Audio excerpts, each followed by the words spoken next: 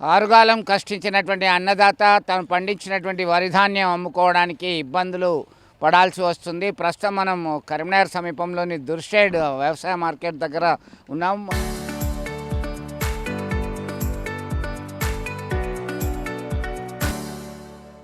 ఇది ప్యాక్స్ ప్రాథమిక వ్యవసాయ సహకార సంఘం ఆధ్వర్యంలో కొనుగోలు చేస్తున్నారు. వరి ధాన్యం కొనుగోలు కేంద్రం గ్రేడ్ ఏ 2389 రూపాయలు, సాధారణ రకం అయితే 2369 రూపాయలు ఉన్నాయి.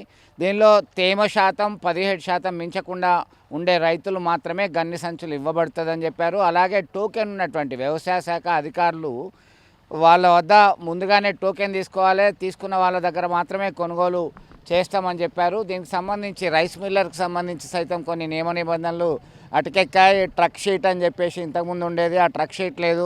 చాలా ఉమ్మడి కరీంనగర్ జిల్లా వ్యాప్తంగా ఇదే పరిస్థితి ఉంది.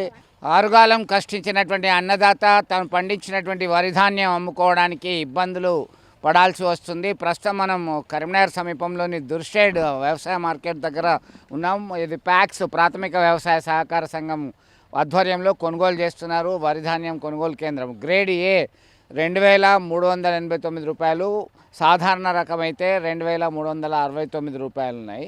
దీనిలో తేమ శాతం 17% మించకుండా ఉండే రైతులు మాత్రమే గన్ని సంచులు ఇవ్వబడుతుందని చెప్పారు. అలాగే టోకెన్ ఉన్నటువంటి వ్యవసాయ శాఖ అధికారులు వాళ్ళ వద్ద ముందుగానే టోకెన్ తీసుకోవాలి, తీసుకున్న వాళ్ళ దగ్గర మాత్రమే కొనుగోలు చేస్తామని చెప్పారు. దీనికి సంబంధించి రైస్ మిల్లర్కి సంబంధించి సైతం కొన్ని నియమ నిబంధనలు అటుకెక్కాయి. ట్రక్ షీట్ అని చెప్పేసి ఇంతకుముందు ఉండేది, ఆ ట్రక్ షీట్ లేదు.